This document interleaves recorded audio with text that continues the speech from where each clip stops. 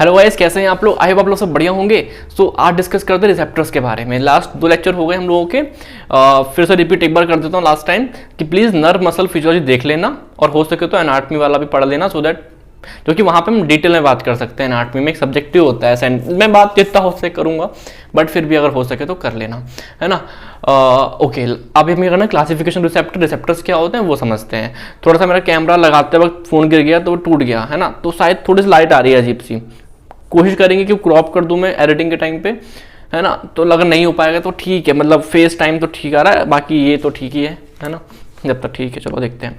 आ जाओ, रिसेप्टर्स क्या होते हैं यार। बहुत सिंपल बातें हैं। लो मैं इसे रख देता हूँ, थोड़ी बात ही कर लेता हूँ, थोड़ी बात ही कर लेता हूँ। देखो रिसेप्टर्स क्या होते हैं, मेरी बात समझना। हमारी बॉडी में कुछ भी चेंज, बाहर कुछ भी चेंज आ रहा है, उसको हम सेंस कर पा रहे हैं। It's just because of receptor. मतलब अगर मैं बोलूँ आपसे, हमारे पास कुछ सेंस ऑर्गन होते हैं। Skin is a sense organ, है ना। Tongue is a sense organ, nose is a sense organ, eyes is a sense organ, ear is a sense organ. 5 sense organ होते हैं। वो सेंस ऑर्गन क्यों हैं? Because उनके पास रिसेप्टर्स हैं। Receptor क्या करते हैं, मेरे बाहर कुछ भी चेंज हो रहा है उससे मुझे फर्क पड़ेगा। लाइक स्टिमुलस क्या होता है? स्टिमुलस मतलब हर वो चीज जो बाहर चेंज हो रही है और उससे मुझे फर्क पड़ रहा है, तो स्टिमुलस हुआ। लाइक ये लाइट जल रही है, ये लाइट को बंद कर दो तो मुझे फर्क पड़ेगा, ये क्या हुआ, है ना। तो ये स्टिमुलस हो गया मेरे लिए। कोई बाहर बात कर रहा है, मुझे फर्क पड़ा क्योंकि मेरे कान उसको सुन रहे हैं, तो वो स्टिमुलस हो गया मेरे लिए। टच किया किसी ने, वो स्टिमुलस हो गया। स्टिमुलस क्या होता है? कुछ भी बाहर चेंज हो रहा है मेरे आसपास, उससे मुझे फर्क पड़ रहा है, स्टिमुलस। और स्टिमुलस को हम महसूस कैसे कर पाते हैं, हमारी बॉडी जानती कैसे है? It's just because of receptors. Receptor कहाँ प्रेजेंट होते हैं? हर सेंस ऑर्गन में। That's why they are sense organ ना, बिकॉज वो सेंस कर सकते हैं। और वो क्यों सेंस कर पा रहे हैं? बिकॉज में रिसेप्टर है। और वो क्या सेंस कर रहे हैं? स्टिमुलस सेंस कर रहे हैं। समझ में आ रहा है क्या? है ना। चलो अब देखते हैं रिसेप्टर एक्चुअली में होता क्या है। मतलब रिसेप्टर एक चीज है तो क्या है? कुछ भी नहीं है। अगर मैं बोलूँ आपसे, ये देखो सेंस, ये मान लो एक क्या है, न्यूरॉन बना देता हूँ, ठीक है, ये न्यूरॉन है ना। अब इसमें ये नर्व एंडिंग है, इसकी बहुत ब्रांच नर्व एंडिंग है, सॉरी नर्व एंडिंग क्या बोल, डेंड्राइट्स बोल दो, है ना। ये हो गया डेंड्राइट्स। तो एक्चुअली में ये डेंड्राइट्स है ना, जो डेंड्राइट्स हैं, है ना, तो यही क्या होंगे आपके, ये डेंड्राइट मॉडिफिकेशन और डेंड्राइट्स को ही क्या बोलेंगे? रिसेप्टर्स बोलेंगे। तो कितना आसान है, मैं बात बोल रहा हूँ। रिसेप्टर कुछ भी नहीं है जो सेंसरी मतलब जो इंफॉर्मेशन लेके जाएंगे, ठीक है। Sensory nerve ending that terminate in periphery, और उनके पास माइलिन नहीं होती है। सिंपल समझो, माइलिन कहाँ प्रेजेंट होती है? माइलिन आपके एक्सॉन में प्रेजेंट, अगर होती भी है तो एक्सॉन में होती है, ठीक है। यहाँ माइलिन नहीं होगी, लेकिन कभी कभी यहाँ पे कैप्सूल हो सकता है, कैप्सूल हो सकता है नहीं, लेकिन माइलिन नहीं होती है। समझ में आ रहा है क्या? तो सिंपल समझो, रिसेप्टर कुछ भी नहीं है यार, सेंसरी नर्व एंडिंग्स हैं जो डेंड्राइट्स की टिप्स होती हैं, वो स्पेशलाइज्ड टिप्स को हम रिसेप्टर बोल देते हैं। सब अपना अपना अलग अलग तरीके से, कोई टच के लिए, कोई प्रेशर के लिए, वो हम देखेंगे अभी, बट रिसेप्टर समझ में आ गया, ये होता है। अब रिसेप्टर क्या करते हैं? वो रिस्पॉन्स करते हैं स्टिमुलाई को। स्टिमुलाई क्या होते हैं यार? जो मेरी बाहर कुछ चेंज हो रहा है उससे मुझे फर्क पड़ेगा, तो ये करते हैं। रिसेप्टर एक्चुअली में ट्रांसड्यूसर है, एनर्जी को कन्वर्ट भी करता है। मतलब आप मान लो किसी ने कुछ मैकेनिकल एनर्जी, साउंड एनर्जी, उस सबको कन्वर्ट करेगा इलेक्ट्रिकल एनर्जी में, है ना। सबको हमारी बॉडी में इलेक्ट्रिकल इंपल्स में ट्रेवल होता है। ओके, चलो बात करते हैं। अब बात करते हैं क्लासिफिकेशन की। देखो, अगर स्टिमुलस मेरी बॉडी के बाहर से आ रहा है, लाइट, टच, साउंड, तो वो क्या हो जाएगा? Extero receptor. बाहर से आ रहा है स्टिमुलस।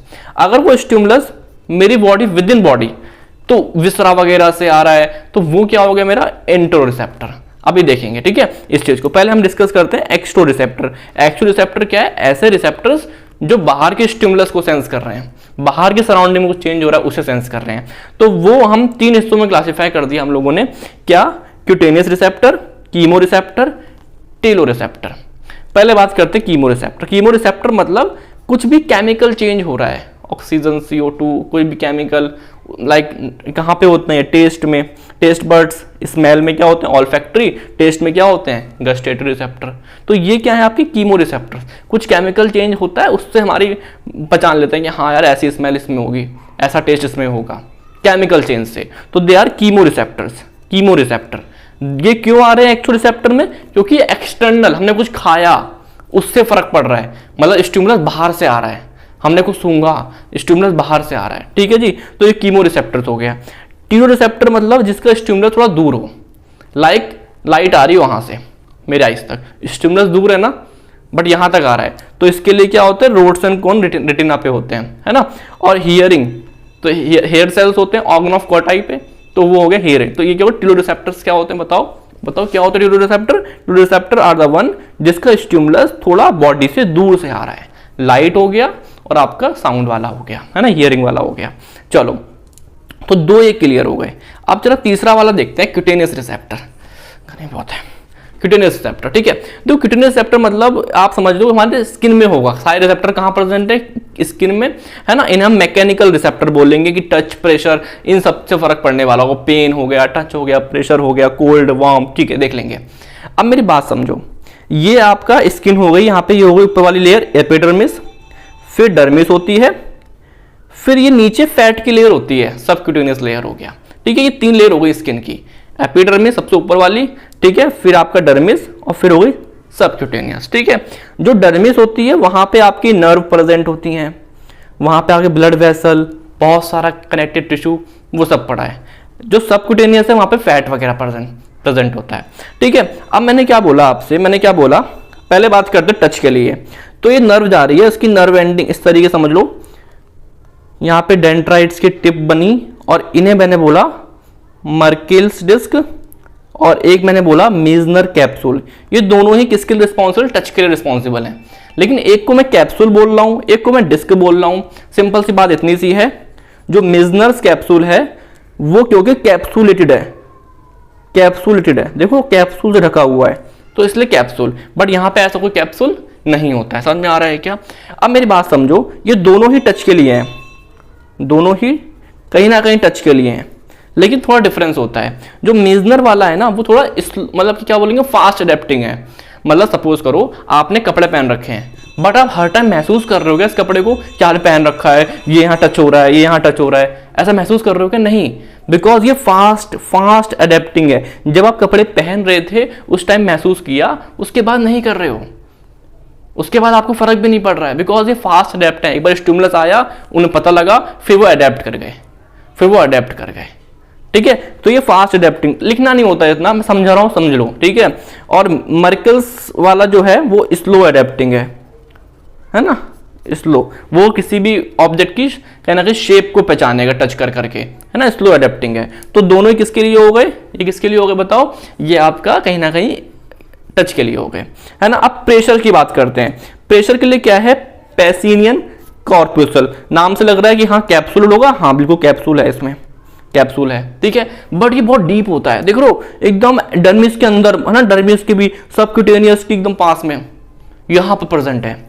तो मतलब कि ये प्रेशर, मतलब जब मैं दबाऊंगा, ये मैं डीप, देखो जब मैं प्रेशर से दबा रहा हूं तो मैं क्या फील कर रहा हूं, कि प्रेशर क्यों फील हो पा रहा है, जस्ट बिकॉज ऑफ पैसिनियन कॉर्पुसल्स। तो प्रेशर के लिए कौन रिस्पॉन्सिबल, डीप होते हैं वो, ठीक, समझ में आ रहा है क्या। तो ये हो गया। ऐसे ही आपके यहाँ पे क्या है, कोल्ड, मतलब कि टेम्परेचर वो भी कम हो रहा है ना, कोल्ड के लिए कौन सेंसिटिव है, तो ये आपके स्टिमुलस हो गए, यहाँ पे है डायग्राम शायद नहीं है, ठीक है। ऐसे यहाँ बना देना एक क्रॉसवे एंड बल्ब, है ना। तो ये आपके किसके लिए हो गए, कोल्ड के लिए हो गए। याद रहे तो अच्छी बात है, एमसीक्यू के लिए कर लेना, बस इतना मैं बोल रहा हूँ आप लोगों से, ठीक है।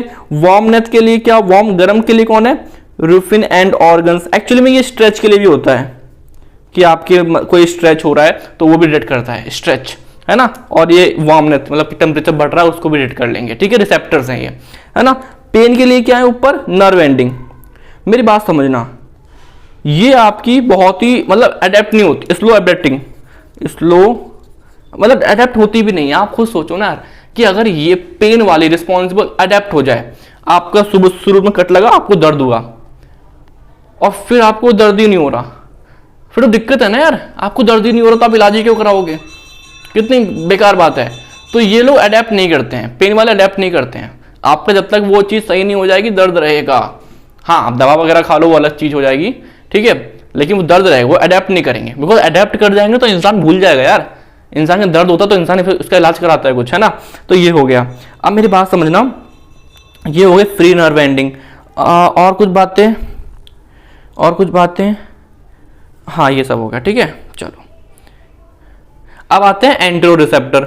एंटेरो रिसेप्टर मतलब जो स्टिमुलस कहाँ प्रेजेंट है, स्टिमुलस आपका वी कैन से आपकी बॉडी के अंदर, मतलब किसी विसरा में प्रेजेंट होगा, किसी इंटरनल ऑर्गन में, तो उसे बोल देंगे हम विसरो रिसेप्टर्स। और अगर हमारे प्रोप्रियोसेप्शन, यानी कि देखो अगर मैं आपसे बोलूं कि आपने आईज क्लोज कर ली, आपने एक आईज क्लोज करी और एक हाथ ऊपर आपने ऐसे रखा, अब आपकी आईज क्लोज है, आप देख नहीं रहे हो, लेकिन आपको पता है कि अंगूठा ऊपर है, इतना ऊपर है, और आपने ऐसे कर लिया, देख रहे हो, मतलब कि आपने अपने आप पता लगा लिया कि इस हाथ की लोकेशन किस तरीके से है, मतलब आपने जॉइंट्स की, मसल, टेंडन सब कुछ पता लगा लिया कि हाँ यार इस एंगल पे ऐसा ऐसा है, आपने वाला पैर हाथ कब उठाया सब पता है, मतलब देख भी नहीं रहे उसको, तो जॉइंट्स की पोजीशन है उनका पता ना, उनको बोलते हैं प्रोप्रियोसेप्टर्स, है ना, उनकी locations, different part, position of different part of the body. आसान है, ठीक है। चलो इनके एग्जांपल देख लो। एक विसो रिसेप्टर में आपने देखा होगा, ये तो पढ़ा है हम लोगों ने, बैरो रिसेप्टर, कीमो रिसेप्टर्स, है ना, कहाँ पढ़ा है बताओ, सीवीएस में है ना, बीपी रेगुलेशन वगैरह में देखा होगा, ठीक है। यहाँ पे ब्लड, जीआईटी, ऑस्मो रिसेप्टर यहाँ पर होंगे, स्ट्रेस हार्ट में होते हैं, तो ये कहीं ना कहीं आपके क्या होगा, विसरा में प्रेजेंट है। और ये जो आपकी location of the body parts बता रहे हैं, ये सब आपके यहाँ पर हो गए, ठीक है ना। फ्री नर्व एंडिंग हो गई, या hair cells, muscles, Golgi tendon, tendon की लोकेशन बताएगा, मसल स्पिंडल, मसल की लोकेशन इस तरीके से बताएंगे, है ना। हेयर सेल कहाँ पर हो गए, वेस्टिबुलर एपरेटस में हो गए। तो ये कहीं ना कहीं आपके इंटरनल ऑर्गन्स की लोकेशन कहीं ना कहीं हमारे ब्रेन को बता रहा है, हमारी बॉडी को बता रहा है। तो यही था, टॉपिक आसान था। नेक्स्ट हम बात करेंगे प्रॉपर्टीज ऑफ रिसेप्टर्स की।